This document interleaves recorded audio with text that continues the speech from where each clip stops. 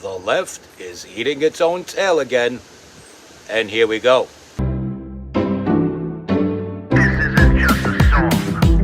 Illuminati is a thing you need to watch out for. They want to depopulate and slave us so much more.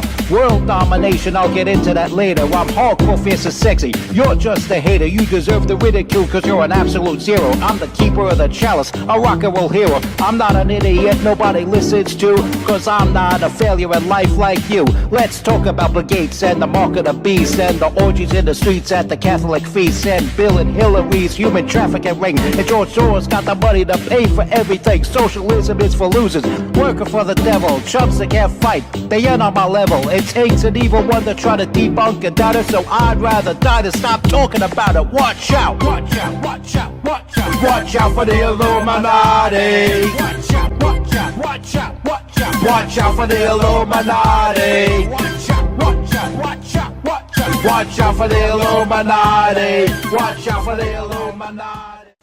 What's good, my people? You're watching the MC Too Tall Show with your hardcore, fierce, and sexy host, MC Too Tall. And I think this is a sexy camera angle, so we're going to go with this here. We're going to also cover the subject of the left once again eating its own tail. But before we get into that, let's address some sort of sentiment that has been growing on the right that's kind of in line with the left. I think a lot of these people on the right were in agreement with protesters like that Slutsky girl and mayoral candidate Zoran Mamdani when it comes to global intifada with jihad wiping out an entire demographic of people. Now, this is going to piss off both pro and anti-Israel people, because I don't believe that you should be destroyed if you're against how Benjamin Netanyahu runs his country and how he's handling this war with the terrorist group against his country. We could agree to disagree on whether or not he's doing a good job there. We could agree to disagree on whether or not there should be an Israel there. I mean, I understand there's this growing argument as of late that Israel is just a bunch of European people that practice the Jewish faith crammed into a region of the earth where they don't belong. And we could agree to disagree about that. I don't think people should take hostility towards me for taking that position. And I don't believe people should be excommunicated or beheaded or cursed or even cursed at with a ton of venom for their stance on a nation or its leader. But when you talk about an entire demographic of people, that's when I got to step in, and I have to defend them. Now, I don't think every little criticism of every person who is Jewish is anti-Semitic. Like somebody like George Soros, for example, likes to hide behind his presumed Judaism and call people anti-Semites for criticizing him. But that doesn't mean that anti-Semitism doesn't exist, and it doesn't mean that it's not wrong. And the Holocaust happened. October 7th happened. And the people that caused it should face justice for it. even the people pushing 100 who are still alive from the 40s. But, at the same time, it's not where every criticism of every Jewish person must be anti-Semitism. It's like I disagreed with a lot of things that George Soros does, for example. I think he's a prick. I think he should be tried and put in jail and rot in jail for the remainder of his years. That's not because he's Jewish. It's because of what he does while hiding behind Judaism. And there are people that do that. But that doesn't mean wipe out an entire demographic of people. That doesn't mean there shouldn't be synagogues or people in those synagogues, if you know what I mean. That doesn't mean that somebody should invent a superpower laser cannon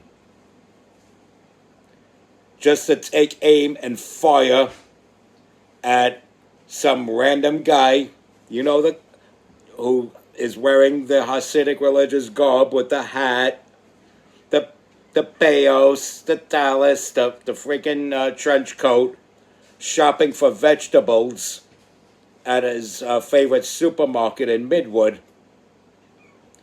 and zap him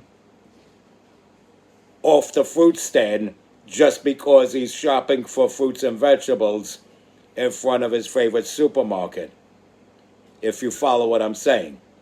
It doesn't mean go into Borough Park with an AK-47 and start spraying people.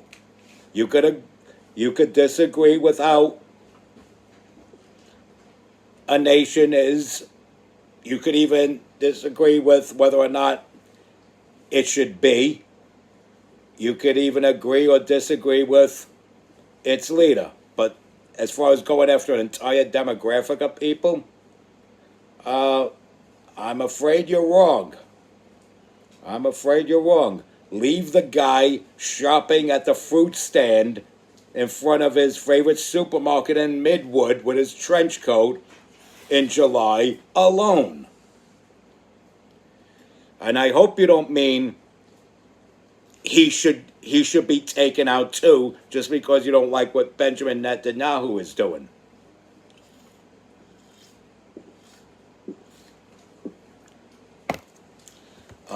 I believe all countries should exist.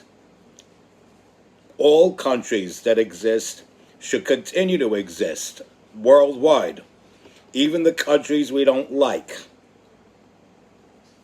And there should be peace amongst these countries. And I don't believe that as long as a particular country exists that there is no peace.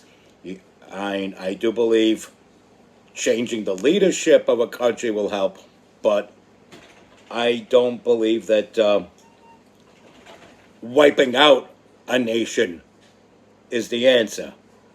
And wiping out an entire demographic of people, I don't believe that's the answer. And, it's wrong to have that kind of mentality towards any entire demographic of people. There's terrorist groups. Sure, wipe out terrorist groups. You could dissolve certain agencies. Put those people out of work at these certain agencies you might not like the IRS. But that doesn't mean go after them with a friggin' AK-47 or something like that. You're overdoing it. Please don't do that. Now, Bill O'Reilly. A lot of people know who Bill O'Reilly is. He's a veteran newscaster. He's like a living legend. And here's his take on the matter. Give a listen to this. I grew up with lots of Jewish kids in Levittown, and a lot of my business associations are Jewish. And I don't know why anybody would not like them. I like them. I don't know why anybody wouldn't like them. Do I like Netanyahu? No. I don't particularly like him. I think he could be a lot more rational. But that's a political opinion, not an assessment of a whole race of people. Now, the Jewish people probably have been the most persecuted human beings in the history of mankind. Okay, that's Bill O'Reilly. And may I say again, he's virtually a living legend. I disagree with his stance on Dan Bongino, but I think he's spot on with his take on the Jewish community. Saying a Jewish community shouldn't exist is the same as saying the Caribbean community shouldn't exist. Or, the indigenous peoples community shouldn't exist. It's like, where do you draw the line? You say this whole entire demographic of people shouldn't exist. What's the next group you're going to say doesn't exist? And it's pretty misguided, misdirected. Now, don't get me wrong. There are people that hide behind the Jewish faith and do Illuminati shit, but that's because they're members of the Illuminati, not because they're members of the Jewish community. They're posing as members of the Jewish community while doing their Illuminati shit because they're Illuminati first. And you'll find people who pose as having all different types of faith, but their real faith is some Luciferian, Osirian type of cabal. It's like a weird thing. It's like a combination of the Kabbalah, an Osirian, ancient Egyptian Osirian religion, mixed with Luciferian, with a satanic philosophy. And it's this weird thing that they all practice, and those of us on the outside peeking in every now and again still don't have the full grasp on what that is. Now, just because I believe the Jewish demographic should still exist, it doesn't mean there aren't people who pose as Jews that I really don't care too much for. Jerry Nadler. And here you go. Donald Trump is no friend to our city, and neither is Andrew Cuomo. Donald Trump is waging a full-scale assault on American democracy, dismantling our institutions, attacking our universities and our scientific research base, using government power to serve himself and his donors, and targeting New York City because New Yorkers have always seen him for what he is, a narcissistic wannabe dictator. This is not a time for half measures. The stakes are too high. New York has always stood up to bullies and defended what's right, even when it's difficult. Which is why we were so shocked to learn that Andrew Cuomo called Donald Trump for advice after the Democratic primary. This betrayal shows exactly what we're up against. Politicians willing to legitimize our city's greatest threat for their personal benefit. The truth is, Cuomo and Trump are very similar. Both use their power to serve themselves and their wealthy donors, not the people. If it weren't clear before, it should be now.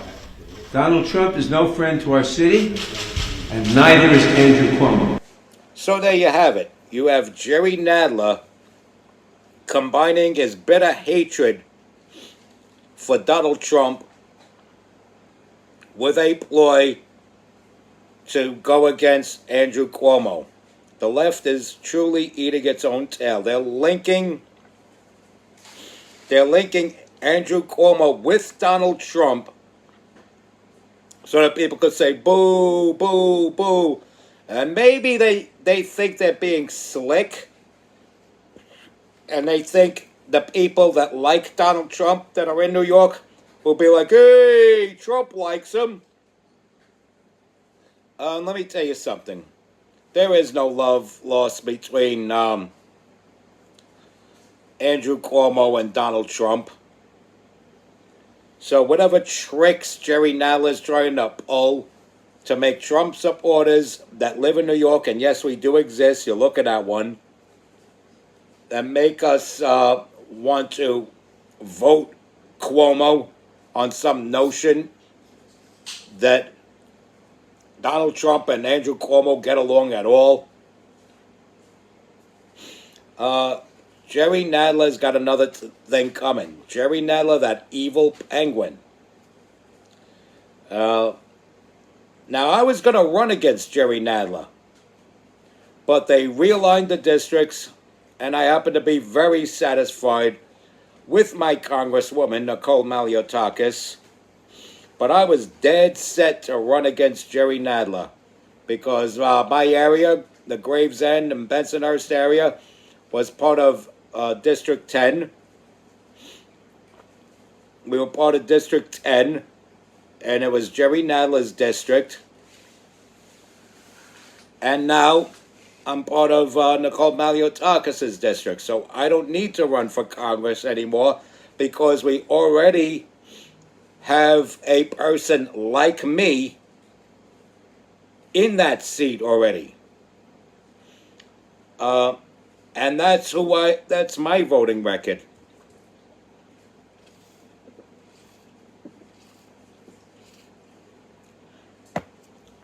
I vote for who I relate to. I didn't relate to Jerry Nadler. I voted against him in 2020. And I was going to run against him in 24, but they realigned the districts, and now Nicole Malliotakis is my Congresswoman. She's a lot like me.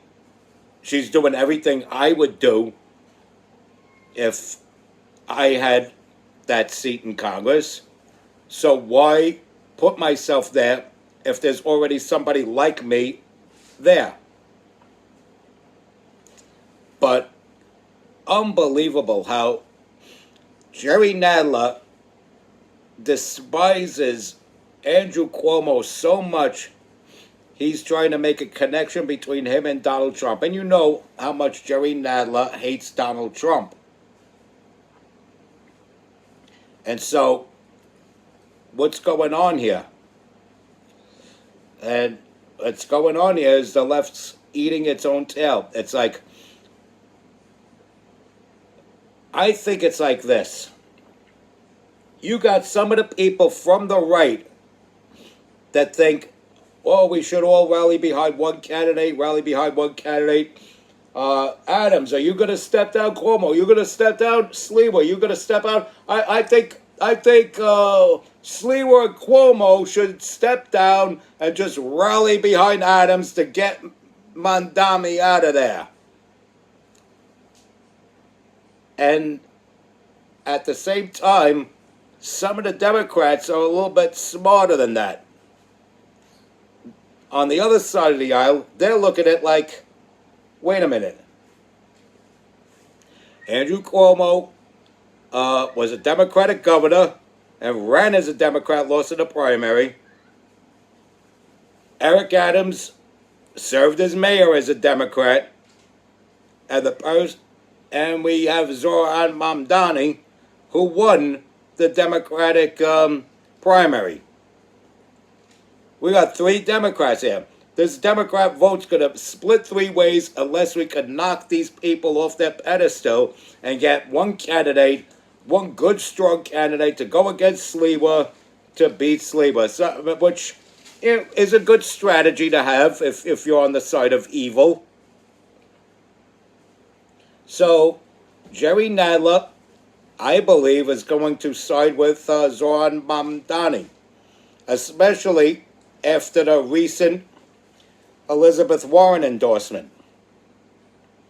And I'm sorry, but I don't care if I like the guy or not, which I don't. But a senator from Massachusetts endorsement wouldn't sway me. I'll give another for instance. Okay. Ron DeSantis, governor of Florida. I like him. I like how he's running Florida. But I wouldn't see it as a major bonus if he endorsed Curtis Sliwa, who I support for this mayoral election. But Jerry Nadler, in his sick, demented penguin mind, believes that Elizabeth Warren, senator from Massachusetts, endorsing Zoran Mamdani, should settle for Bell, where he's got to use his strategy to try to knock Andrew Cuomo off the side of the mountain. And it's pretty much only about 4 to 6 feet off the side of the mountain. Poof, boom, hurt your tushy, bye-bye. Whereas Eric Adams still has 1 foot on the ground. The one person gaining on him is the Republican. Matter of fact, I think it might be a neck-and-neck tie now between Curtis Sliwa and Zoran Mamdani. I gotta look at the stats to be sure. Don't hold me to that. But it's pretty damn close now. It's getting pretty close now. And so they're panicking. They believe the vote's gonna split 3 ways. So Jerry Nadler's thinking, well, he's not gonna step down on his own. So I'm gonna shatter his whole reputation, like as if it needed any shattering. And I'm gonna remind people that, and he won't talk about the COVID or the sex scandal. One half-ass kind of good enough reason, and a very valid, solid reason, which is the COVID thing. That's a good, solid reason to say this man shouldn't be mayor, because look what he did as governor. This is what he did. He caused death and destruction. If Jerry Nadler was smart, he would have said that. But no. He thinks worse than that is this alleged conversation of advice he supposedly took from Donald Trump to run against Zoran Mamdani. I think Donald Trump is just sitting back playing 3D chess and watching the left eat its own tail, drinking his Diet Coke. Wouldn't be surprised if he was petting a cat too, like the Godfather. And so, yeah, you got people on the left just turning against each other. This is what happens when you have all these different groups, okay? Back up the movement to transition children, and back up the movement to support Hamas. Back up this movement for those grifters that founded BLM. Back up these violent domestic terrorists, Antifa. And there's little things in the philosophies of all of these that differ from one another to the point where they're at each other's throats now. You think the Protect Trans Kids movement would get along in Gaza with the people of Gaza, or with Hamas, who's running things over there at Gaza at the present time? The only common ground they have is to usher in a one-world totalitarian socialist govern with the power over an entire world that has no borders, no guns, no God, no gold, and every type of penalty you could think of, up to and including death, for criticizing any of it. And the reason why they haven't eliminated your First Amendment rights is because we still have a good chunk of the Second Amendment left. They've been chipping away at it with these stupid blue state laws that limit what you could buy, how much you could buy, yada yada. They've been chipping away at it, but somewhere in these United States, you could buy a firearm to protect you from these treasonous bastards that will want to claim your property, claim your gold, and say you can't even have a dog. They'll tell you your dog is state property. I know this because I've spoken to people who've lived in communist countries, and they've told me, if you have a dog, the dog is state property. If the dog dies, you have to call the government to pick it up. You can't bury your pooch in the backyard and cry over it like a loving family member. That dog is not your loving family member. That dog is government property. Which is another thing.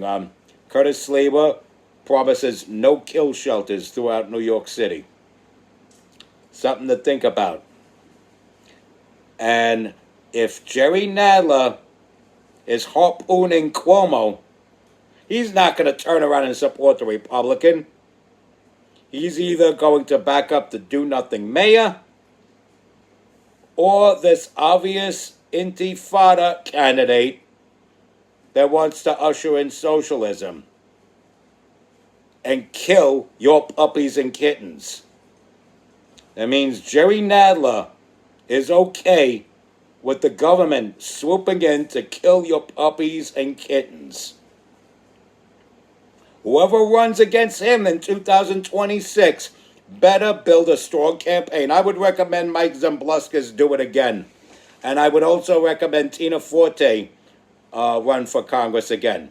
She's got to keep running and running and running until she finally gets in there. AOC is not going to be as popular as she is now forever. People are going to get sick and tired of her. People are going to want to try something different. They're going to want to try Tina Forte. Same thing with Jerry Nadler. Matter of fact, I think Jerry Nadler is more likely to lose his seat than AOC. But the future remains to be seen with that. AOC might decide not to run for re-election in Congress and go for the head of Chuck Schumer. Because again, the left is eating its own tail.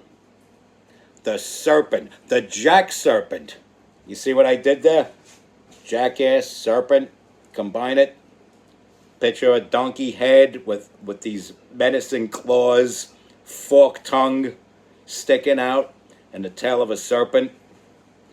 Jack serpent, eating its own tail.